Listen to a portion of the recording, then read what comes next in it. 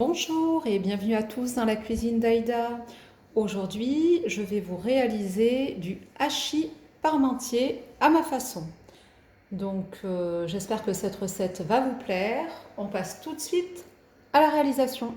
Donc là, on prend 1 kg de pommes de terre que j'ai épluchées, que j'ai mis dans de l'eau froide et que je vais faire cuire en moyenne 25 minutes pour préparer la purée.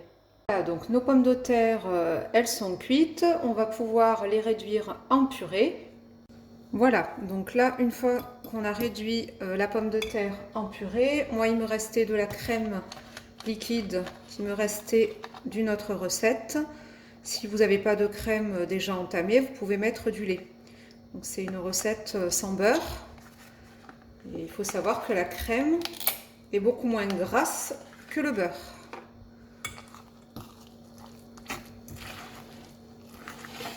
Mélangez bien, que ça s'incorpore à notre purée maison.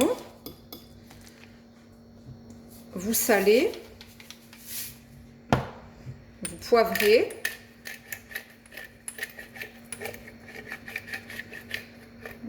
Presque plus. Et vous mettez un peu de noix de muscade. Pas beaucoup. Et vous mélangez.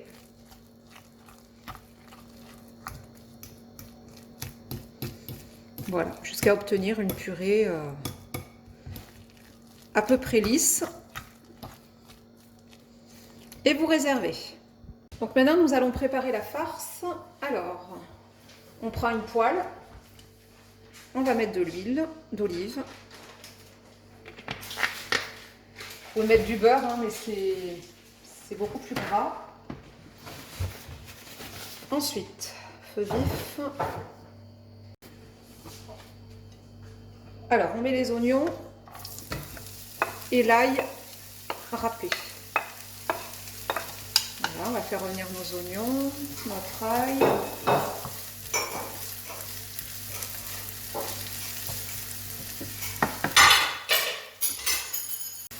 Voilà, on va rajouter la viande.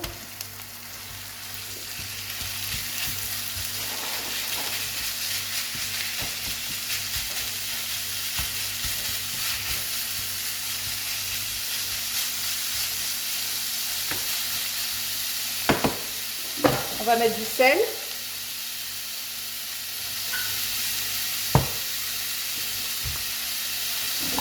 Un peu d'ail en poudre.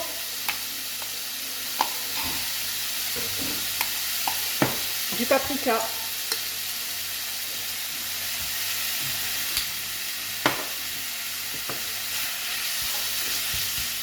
Et on fait bien revenir la viande.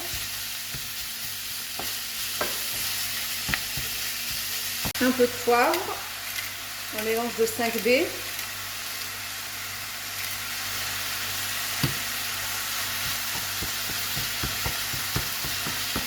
Voilà. Et puis moi, comme bon, les enfants, ils aiment beaucoup ce plat, j'en profite pour leur mettre des légumes. Je les cache. Donc là, j'ai un mélange de carottes râpées et de courgettes râpées.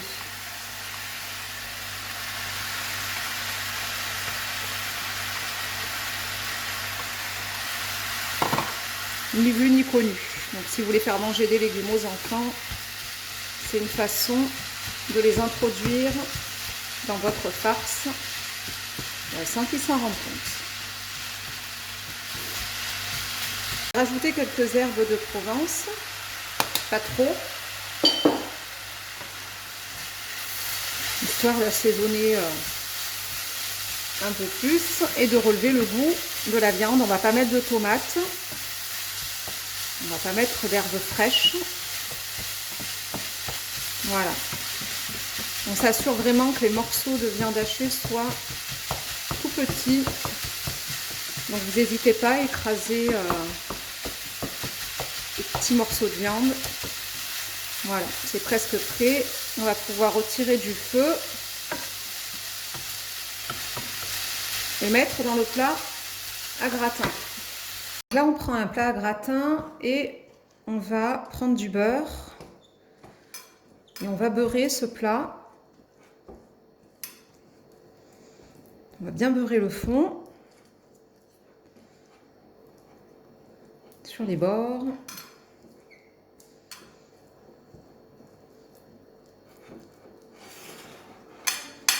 Voilà.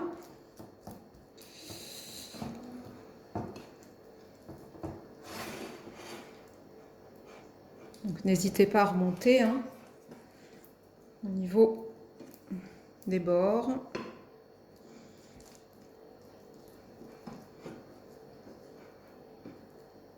Voilà.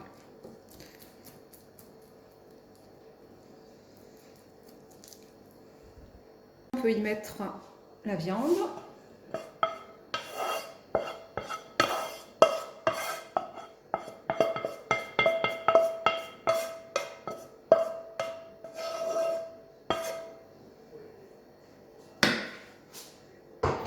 Voilà, donc on va bien tasser au fond, on va bien répartir le tout. Voilà. Et puis on va pouvoir dresser la purée maintenant par-dessus notre viande. Je viens de déposer la purée, donc ce qui est important c'est que vraiment, comme je le disais tout à l'heure, votre purée elle doit être suffisamment liquide pour pouvoir se déposer de manière homogène à l'intérieur du plat. Voilà, donc ni trop liquide, ni trop compact, sinon vous allez galérer et quand vous allez étaler la purée, vous allez avoir la viande qui va remonter, ça va pas être joli. Il ne nous reste plus qu'à mettre le fromage. Ce sera 2 fromages, moitié emmental, et on va mettre moitié mozzarella. L'emmental parce que ça a toujours ce bon petit goût et puis dans les gratins c'est l'incontournable. Et la mozzarella parce que c'est un fromage un peu plus généreux, un peu plus mousseux je dirais. Quand il cuit au four, il gratine et ça là aussi c'est très très bon. Donc on met les deux, puis vous verrez en fin de cuisson la couleur, la texture du fromage. Voilà, donc notre plat va aller au four à 200 degrés pour une cuisson d'environ 20 à 30 minutes. Ça va dépendre en fait de la couleur que vous aurez au-dessus du gratin, le fromage qui aura gratiné plus ou moins. On enfourne. Voilà, donc notre plat vient de sortir du four. C'est encore chaud. Regardez. Un très beau hachis parmentier. On va couper un morceau.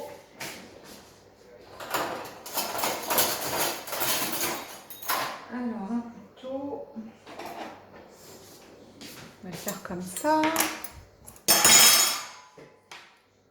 Couper une part. Vraiment.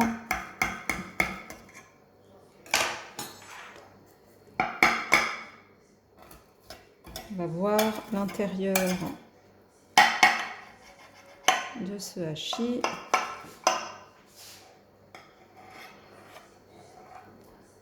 Regardez-moi ça.